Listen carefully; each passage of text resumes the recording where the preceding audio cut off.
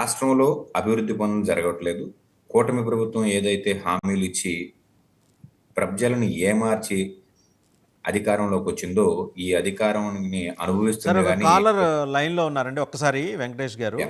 ఒకసారి వారిని అటెండ్ అయ్యి. రామచంద్రుడు గారు కర్నూలు నుంచి.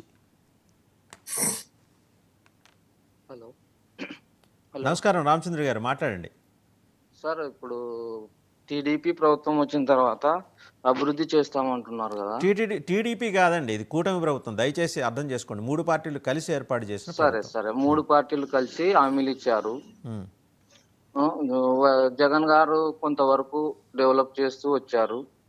అది డెవలపే కాదు అని, మేము చేసేదే డెవలప్ అని అమరావతి చుట్టూ తిరుగుతూ ఒక అన్ని జిల్లాల అభివృద్ధి గురించి పట్టించుకోకుండా మొత్తం ఒకటే చోట పెట్టి మొత్తం రాష్ట్రాన్ని నాశనం చేయడానికి వీళ్ళు సిద్ధంగా ఉన్నారు.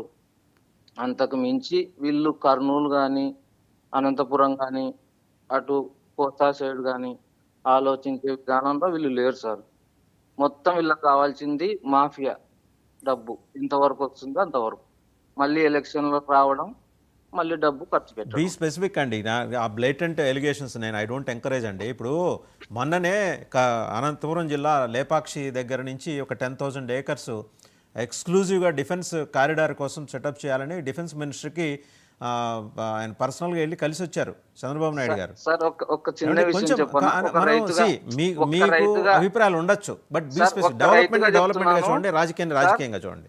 ఒక్క రైతుగా చెప్తున్నాను. ఎకరా 20 లక్షలు పోయే పొలం ఇప్పుడు 5 లక్షలు 6 లక్షల దాకా వచ్చింది మా కర్నూలు సైడ్. ఇప్పుడు ఏదన్నా అప్పుంటే అమ్ముకొని బతికే పరిస్థితిలో రైతులు లేడు. ఉన్న వాళ్ళేమో ఉన్న వాళ్ళు సంపాదించుకుంటారు రాజకీయంగా. బీదోని పరిస్థితి, ఒక సెంటు స్థలం అమ్మితే కూడా ఒక 2 తులాల బంగారు రాని పరిస్థితిలో కర్నూలు జిల్లా ఉంది. ఈ పరిస్థితి నుండి బీదోడు ఎలా బతుకుతాడు సార్? ఉన్న వాళ్ళేమో కోట్లు సంపాదించుకొని అవినీతి చేసి మాఫియా చేసి సంపాదించుకుంటారు. ఒక సామాన్యుడు మీరు రైతు అంటున్నారు కదా, ఎక్కడండి మీది? కర్నూలులో కోడుమూరు సార్. కోడుమూరులో సెంటు స్థలం అమ్మినా 2 తులాల బంగారం కొనుక్కోలేని పరిస్థితి ఉందంటారు. ఉంది, కనుక్కోండి, మీరే కనుక్కోండి, మీకు అన్ని తెలుసు కర్నూలు జిల్లాలో పరిస్థితి ఎట్లా ఉంది. ఒక సామాన్యుడు 1,00,000 రూపాయలు తులం బంగారు అయినప్పుడు తన కూతురు కోసమో తన కొడుకు చదువు కోసమో కాస్తో పూస్తో అది రిటర్న్ అవుతుందని ఆశ కొద్ది కొంటాడు. తీరా ఇప్పుడు అమరావతి మీద చుట్టూ తిప్పుతూ సామాన్యుల పరిస్థితి అసలు ఊహించలేం సార్. ఇప్పుడు ఆయన పిల్లలు ఉంటారు, ఆయన కుటుంబం కోసం ఏదో పెళ్లి అని పెట్టుకుంటే మొత్తం ₹1,00,00,000 వస్తుంది అనుకున్నోనికి 30 లక్షలు పోతుంది. వాళ్ళ ఆశలు ఏముండవు. ఓన్లీ రాజకీయంగా ఉన్న వాళ్ళు, కమిషన్లు, పెద్ద పెద్ద వాళ్ళు సర్దుబాటు చేసుకుని వెళ్ళిపోతారు. రైట్. వెంకటేష్ గారు చూశారు కదా, ఒక రైతు మాట్లాడుతున్నాడు. కర్నూలు జిల్లా కోడుమూరు. ఒక సెంటు స్థలం అమ్మితే 2 తులాల బంగారం కూడా కొనుక్కోలేని దయనీయమైన స్థితిలోకి వెళ్ళినాం. 25 లక్షలు ఇదివరకు ఉండే ఎకరా ఇప్పుడు 5 లక్షలు కూడా పలకట్లేదు. రాజధాని కేవలం అమరావతి సెంట్రిక్గా జరగటం వల్ల ఇదంతా. మా కర్నూలు జ్యుడిషియల్ క్యాపిటల్ ఏంటి అంటే ఆయన చెప్పలేకపోయారు జ్యుడిషియల్ క్యాపిటల్గా కర్నూలు అని. దాని సంగతి ఏంటని అడగాలని బహుశా ఆయన ఉద్దేశం అనుకుంటాను.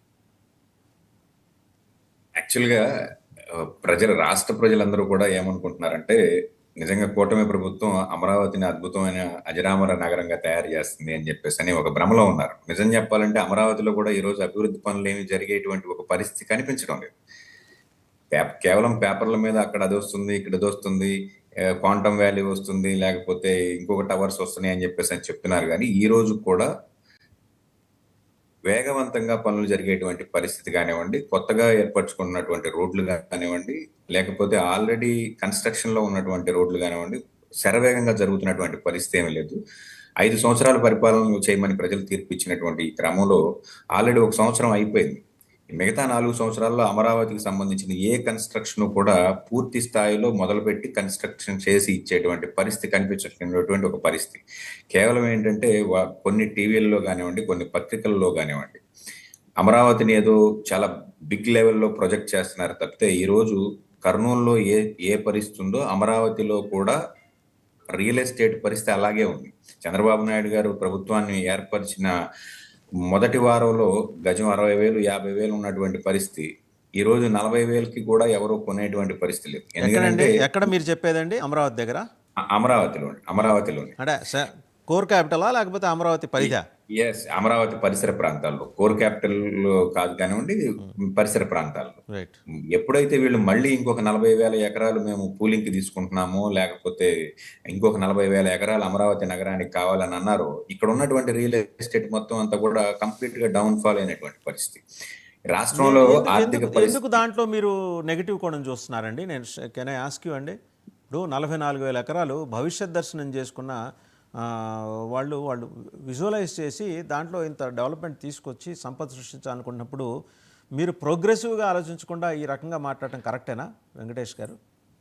యా చాలా చక్కటి క్వశ్చన్ అడిగారు. మొదటిగా 55,000 ఎకరాలు రాజధాని అన్నప్పుడే ఇతర ప్రాంతాల్లో ఉన్న వారందరూ కూడా గగ్గోలు పెట్టినటువంటి పరిస్థితి. ఎందుకంటే ప్రభుత్వం స్పాన్సర్డ్ రాజధానిని కన్స్ట్రక్ట్ చేయడం అనేది ఏదైతే ఉందో 55,000 ఎకరాల్లో ఇప్పటి వరకు భారతదేశంలో ఏ నగరం లేనటువంటి ఒక నగరాన్ని మనం తీసుకుని దాన్ని నిర్మించే క్రమంలో ప్రభుత్వానికి మ్యాండేట్ ఇచ్చింది కేవలం 5 సంవత్సరాల్లో 55,000 ఎకరాలు ఎలా డెవలప్ చేయగలుగుతారనే క్వశ్చన్ మార్క్ తో మనం అమరావతి స్టార్ట్ అయిన దగ్గర నుంచి కూడా మనం మాట్లాడుకుంటున్నటువంటి పరిస్థితి. సుమారుగా అమరావతి స్టార్ట్ అయ్యి 10 సంవత్సరాలు దాటిపోయి 13-12 సంవత్సరాల్లో ఉన్నటువంటి ఈ పరిస్థితిలో ఈ రోజు కూడా అమరావతి ఎక్కడుందయా అంటే ఎక్కడేసిన గొంగళి అక్కడే ఉంది.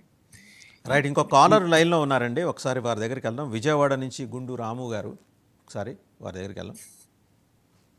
హలో, నమస్కారం రాము గారు. నమస్కారం అండి, వాసుదేవన్ గారు. నమస్తే.